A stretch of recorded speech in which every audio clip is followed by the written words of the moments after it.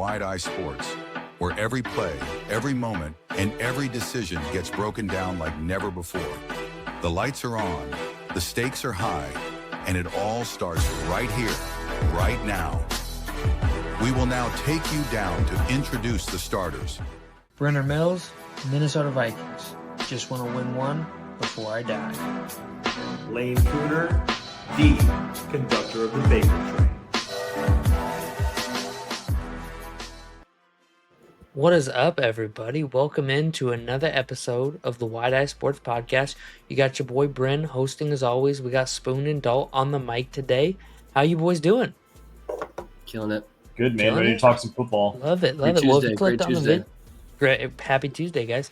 If you clicked on the video, we know why you're here. We're going to look at the NFL offseason. We're going to touch a little bit on the draft. We're going to touch a little bit on free agency. We're going to touch a little bit on big spenders. We're going to touch a little bit on trades. We're going to touch just over the whole offseason kind of sort of little video. We're not going to touch too in depth on anything today because we're so early in the offseason. It would be impossible to predict what's going to be happening at June mini camps, but we're just going to talk about, a little bit of everything. So let's start it off with a draft outlook. The draft is obviously not for a couple more months still. But I have seen anyways that there's kind of a consensus 4 in the draft, and outside of that there's still a lot of big unknowns. You have Cam Ward, you have can't think of his name, Abdul Carter, Travis Hunter, and Shadur Sanders. Those are kind of the consensus top 4 in the draft. Tennessee, obviously number 1 overall pick. The biggest unknown right now is what they're going to do with the number 1 overall pick.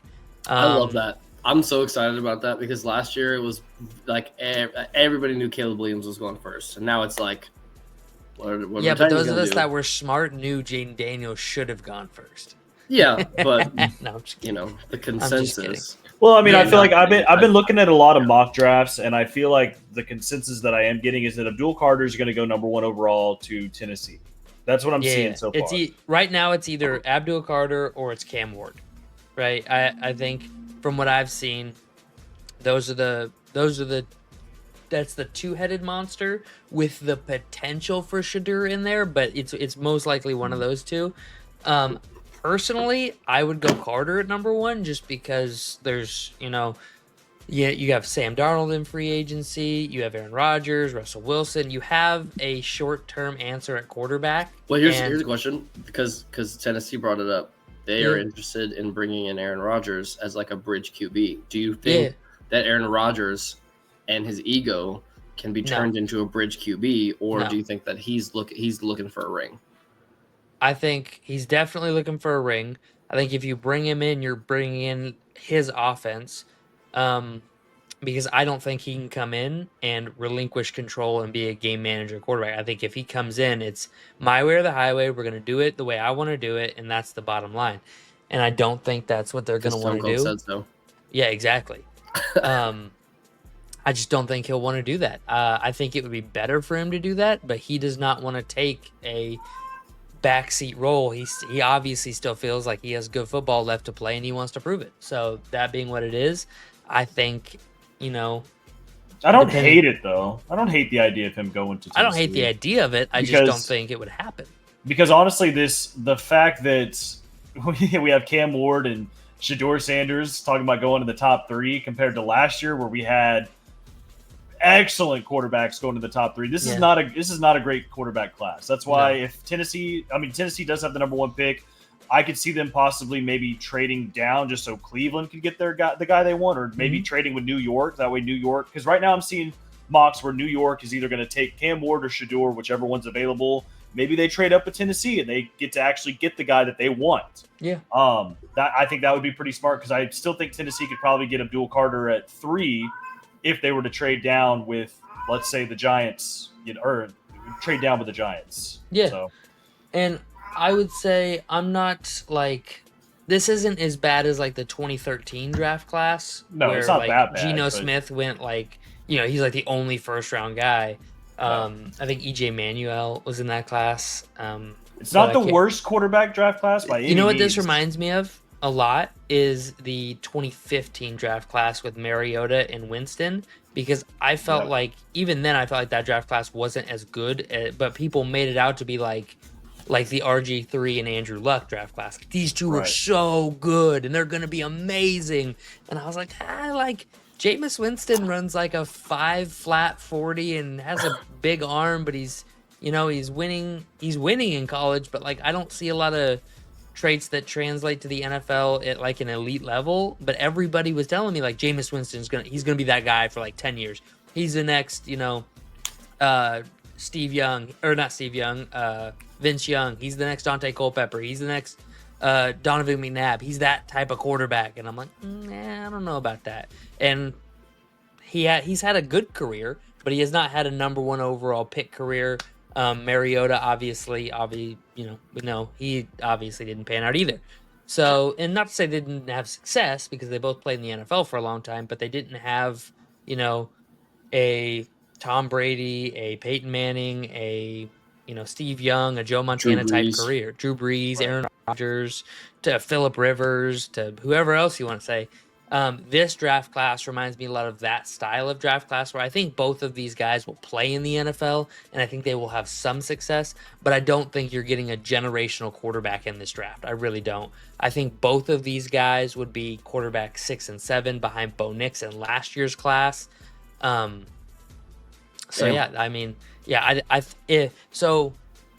guess we can bring this up now. I was going to bring this up later. This was the surprise topic I mentioned to you guys earlier. Oh shit. So I guess we can just bring it up now. So with this being such a weak draft class, the Vikings happen to have a quarterback who was drafted in last year's draft class, J.J. McCarthy. I have seen a lot of speculation that because we have McCarthy and KOC's relationship with Matthew Stafford, the Vikings are going to trade for Matthew Stafford. And before we get too far into this, I do not think any of that will happen. I think we're going to roll with J.J. McCarthy, and J.J. McCarthy will be the Vikings quarterback 1, and that's what I want, and that's what I think will happen.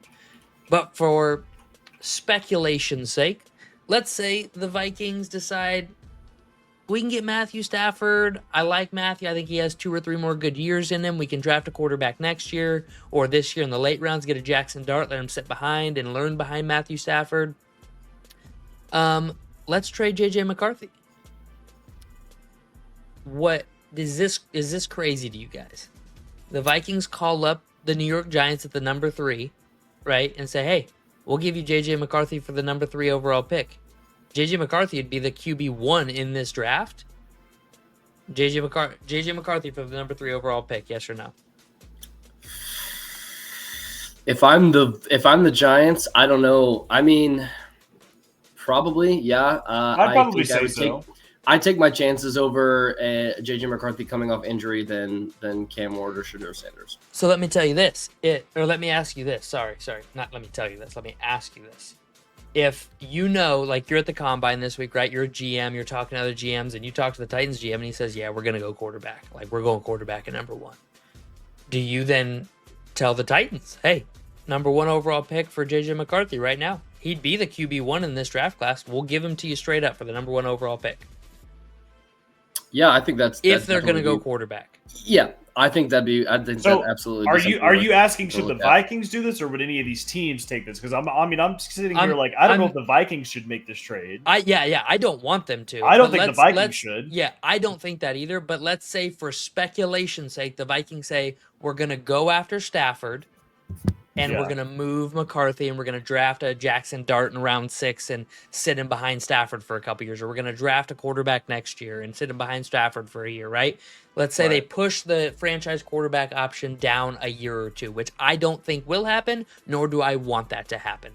But let's say they do, just for fun. I think the Vikings get the number 1 overall pick. Yeah, I mean, if I'm Tennessee, I would say, bring it on. If Tennessee wants a quarterback, if they'd have to want you'd have to know for sure they wanted a quarterback. But like honestly, going for Cleveland or the Giants, Cleveland's out. The Giants, you don't think so? I don't think there's Cleveland a lot of want for quarterbacks right now, man. And there's for not sure. a lot of quarterbacks available. Yeah, no, I agree, and that's why I kind of was thinking about it.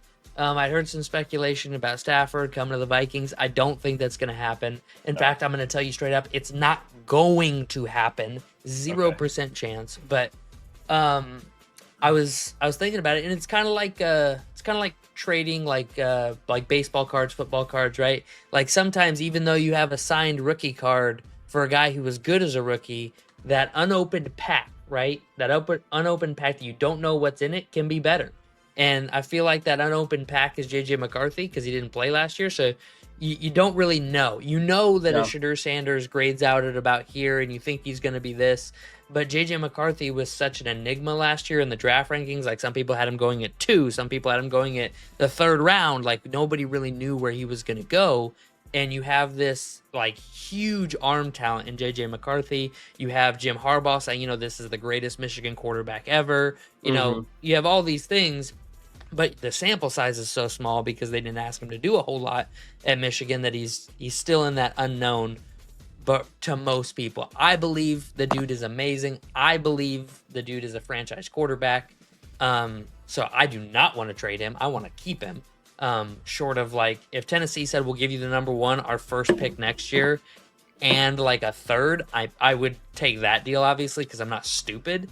But just for the number 1 overall pick, I don't think I would do it. So, but yeah, I just wanted to bring that up, get some thoughts. Okay. I was curious.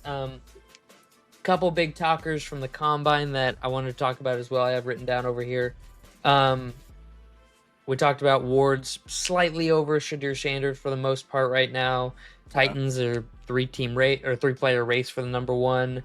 But speaking of Matthew Stafford, the biggest steam for his trade right now is the New York Giants. Do you think that the New York Giants should trade for Matthew Stafford? And if so, what will we think a good trade would be?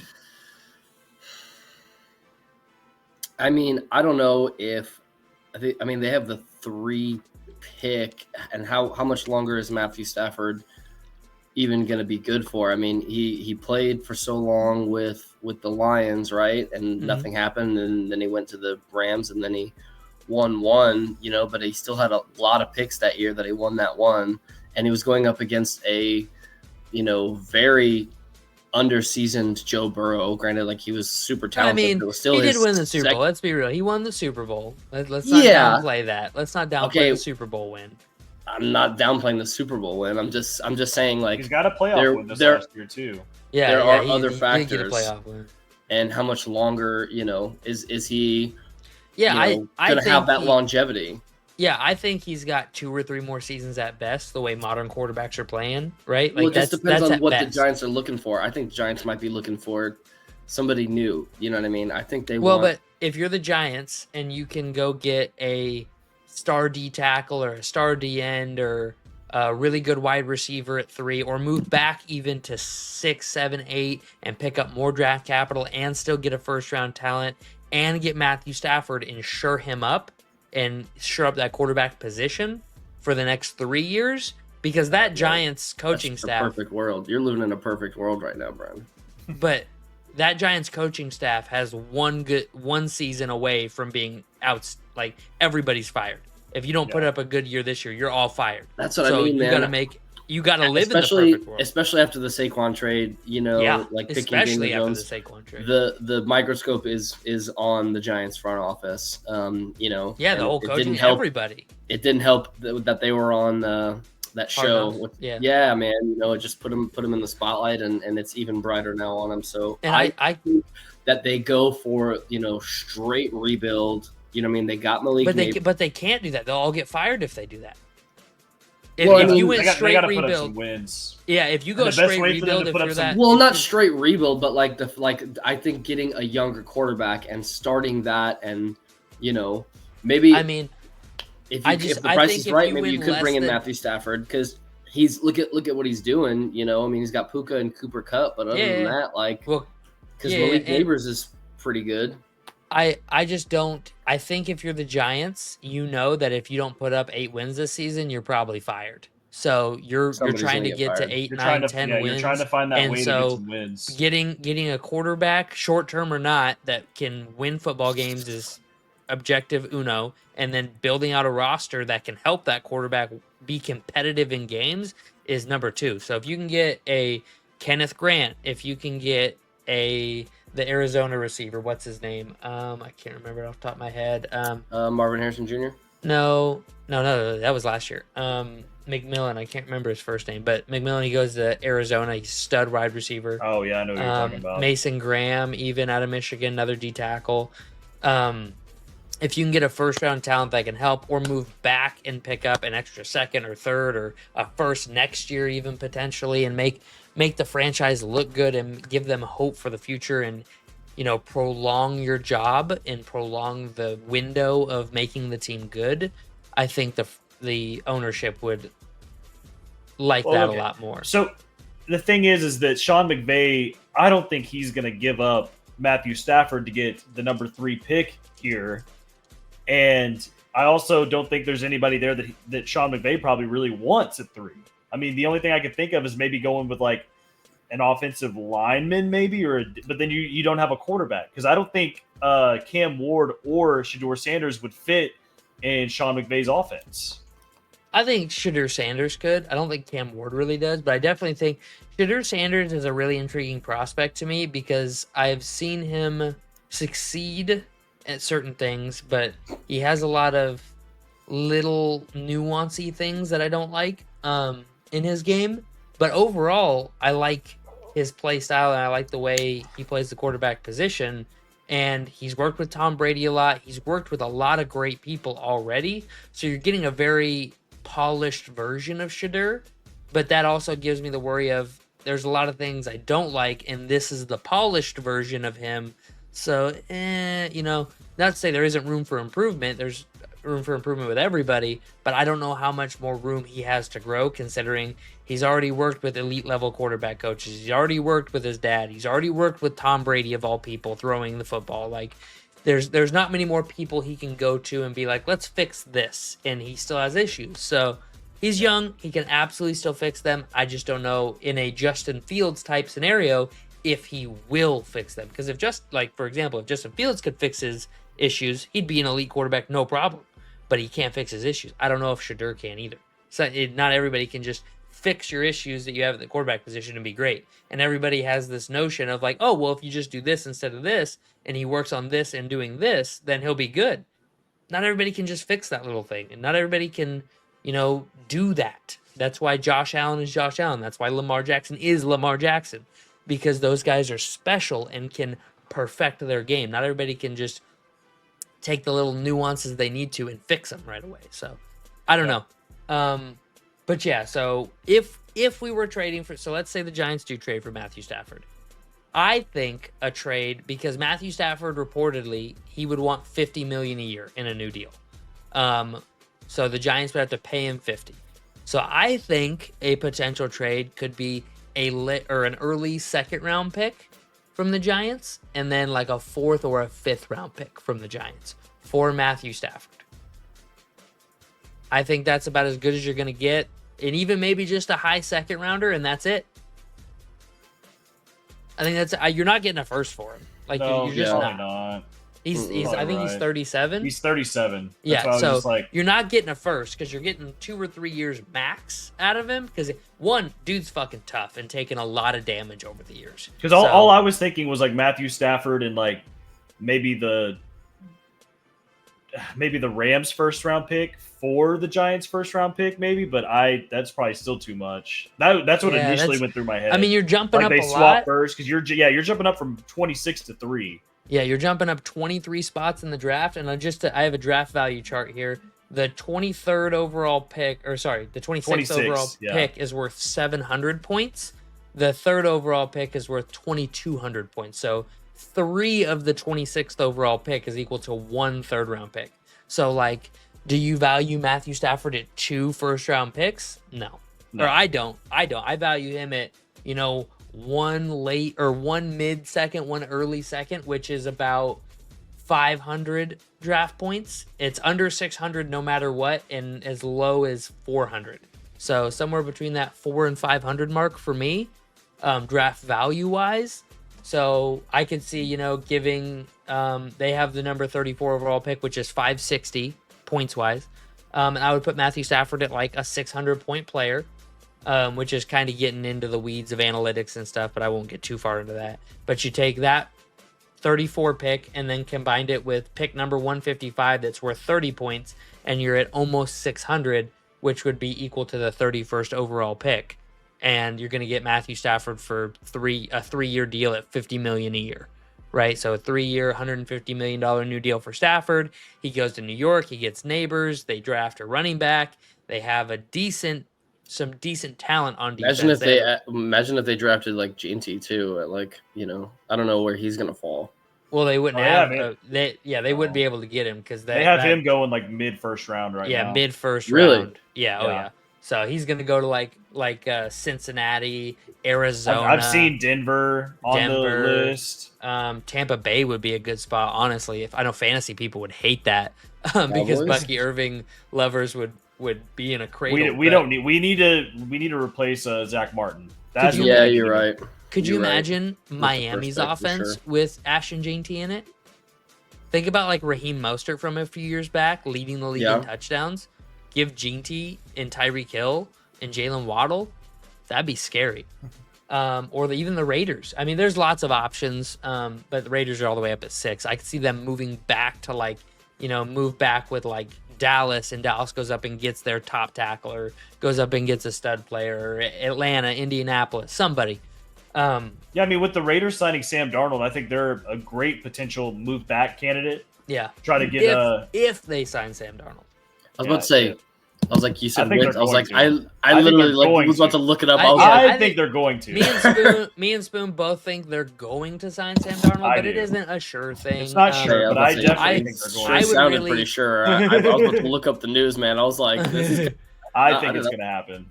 I would really like to see the Raiders and the Titans get into a small bidding war over Sammy D, because then the Vikings could slap that franchise tag on him and go, all right, who wants him? 2nd round pick and he's yours, right? Like, that's what I want, but I don't think that'll happen. But yeah, that's kind of. Anybody got any more thoughts on the Matthew Stafford trade? No. All right, cool. So yeah, I don't think he gets traded. I don't think he gets traded either. No. I do want to take a second here and talk to you guys about some of the teams that have the most to spend in 2025. So just as a small outlook for free agency, shout out Khalil Shakur getting a 4-year, $60 million deal. That's $15 million a year, $32 million guaranteed, I believe. So shout out to him. Well deserved. I think he's a phenomenal addition to that team, and I think he deserved to be paid, and I was wrong about him. I thought he was just another guy, and he is a guy. So good for him.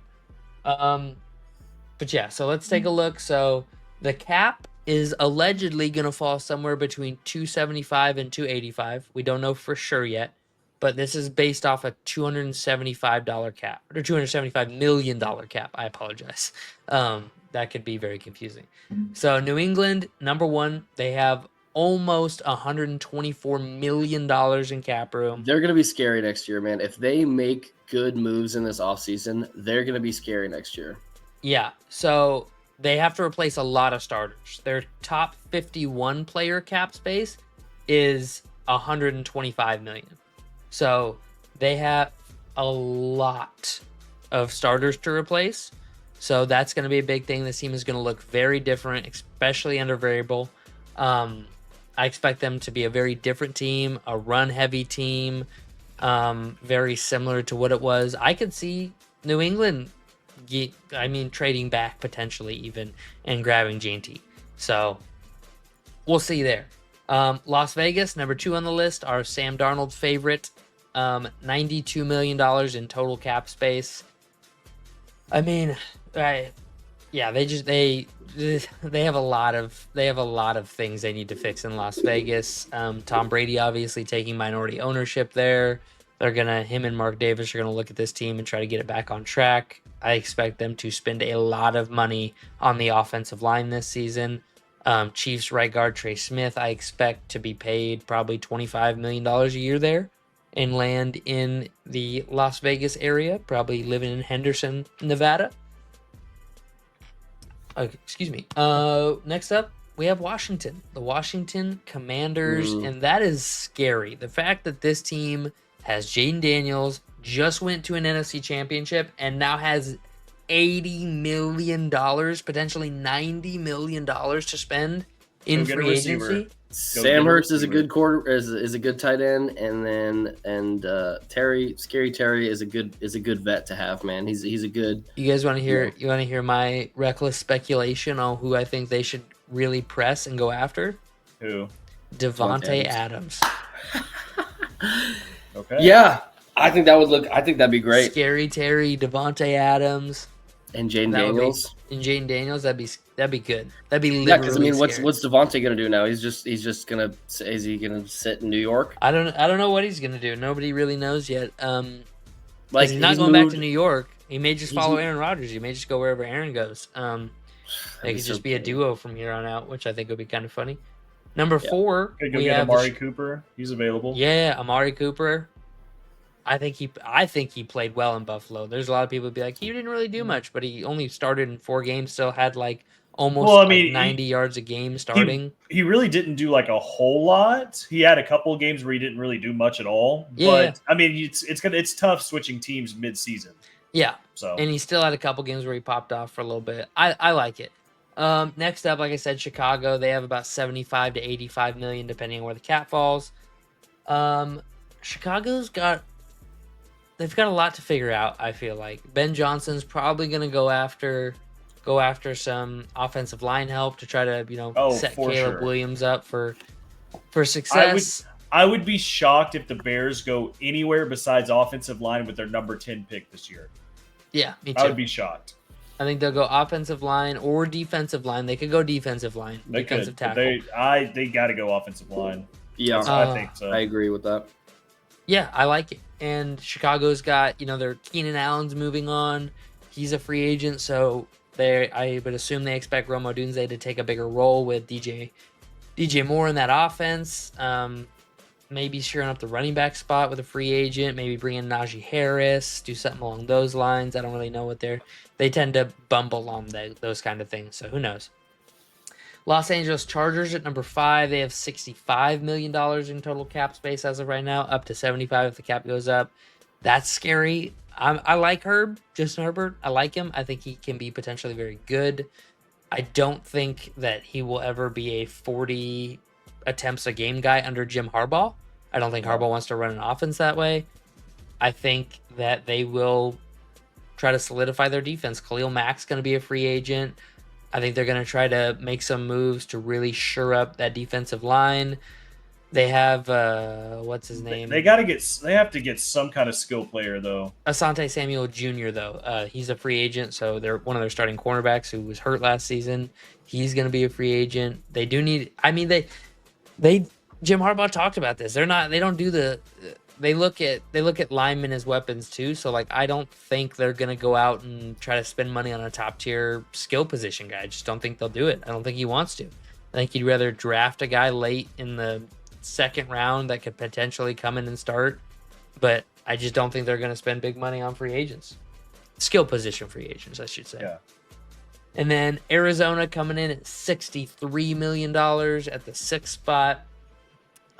Arizona has just been a disappointment to me in recent years. I really think Kyler can be a good quarterback, and I really think they should be better than they are. Their defense took a small step forward last season, but isn't really what it needs to be to help them win games. Their offense is talented. Marvin Harrison Jr., they have a decent line. It's not great, but it's not the worst.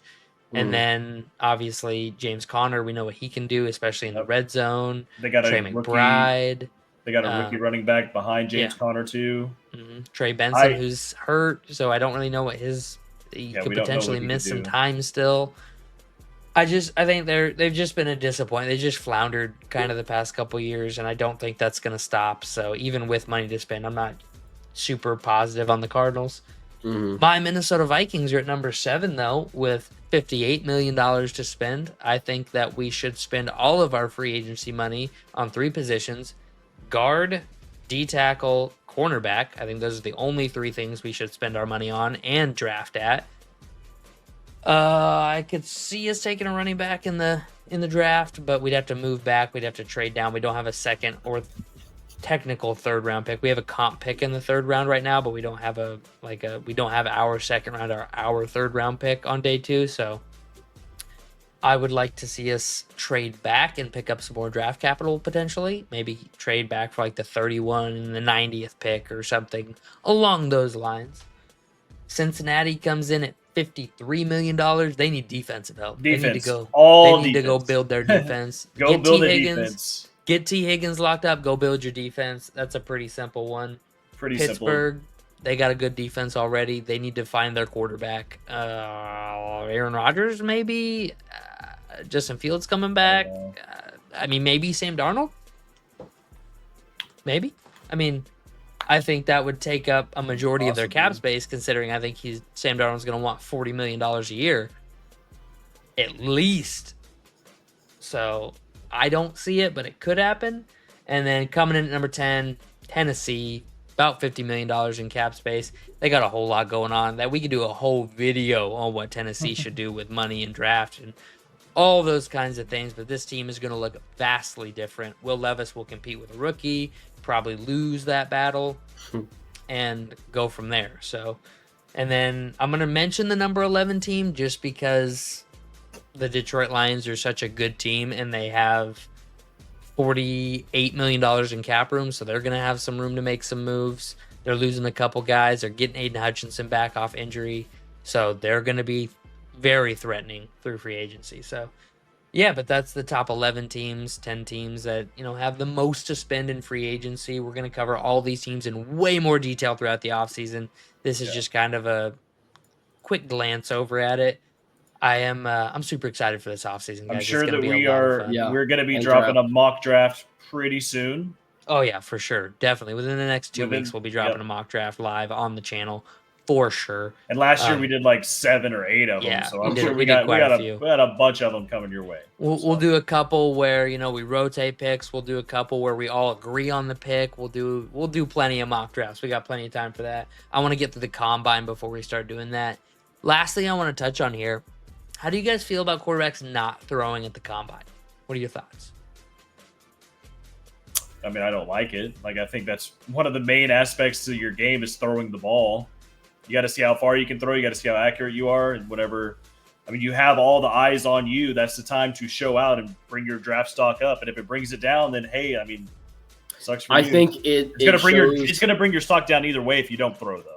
I think it shows less on your talent, and throwing on the combine, whether you do good or bad, is indicative of the kind of player that you are and how you can perform when the lights are on you. You know what I'm saying? Because a lot of what football is, this guy does really great in the regular season, and, sometimes they just don't follow through when all the lights are on. And if you can't even, you haven't even played for the NFL yet, and you can't even just go throw. You don't want to go throw at the combine. I just don't think it's a good look. So what would you say to somebody who responded to those statements and said, well, if I throw at the combine and I'm throwing with wide receivers that I don't know and I don't work well with, I'm going to look very inaccurate, even though I'm a very accurate guy. I don't have the chemistry. I don't have the repertoire with these guys. I don't know how they run their routes. I don't know when they break it off. I don't know, those little nuances that provide a successful offense, especially in the NFL, and they go, I will look terrible with guys where we don't have that rapport built. But if I want to put it on a spot, I'll put it on that spot. I just don't know where that guy's going to be. Do you know what that sounds like to me? What? Excuses. Sounds like excuses. But excuse. We're looking for greatness. Do you not think that that's already in these owners' heads, though, these GMs' heads? Like, they know that you don't have chemistry. You're going to make a couple mistakes at the combine. You're going to overthrow somebody because he ran the wrong route. Like, that shit's going to happen. Okay. Yeah, I'm just curious. I'm playing devil's advocate. I would like to see quarterbacks throw more often at the combine. Mm-hmm. I would like to see that kind of thing. I'm not a huge fan of quarterbacks not throwing.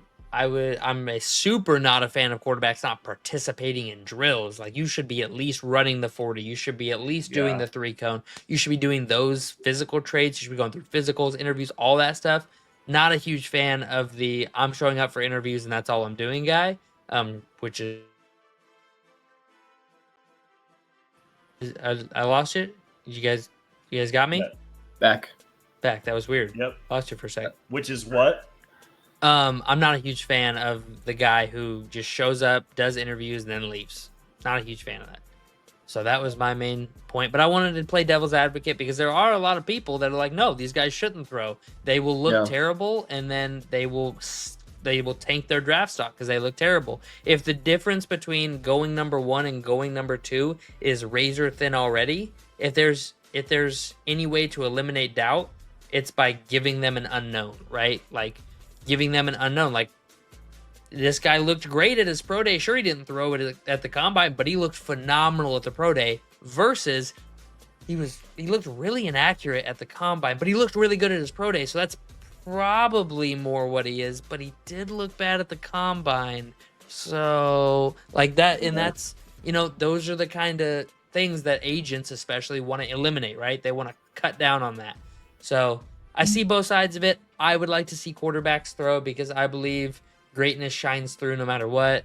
But also I don't believe either of these two quarterbacks are great or going to be a great one. We're not looking at, in my opinion, the next Jaden Daniels, the next, Tom Brady, Peyton Manning, Donovan McNabb. Well, I mean, I would just say you're not looking at the next CJ Stroud, or you're not looking at the next Jaden Daniels, like you said. Just these, I don't see these guys coming out and having a phenomenal rookie season.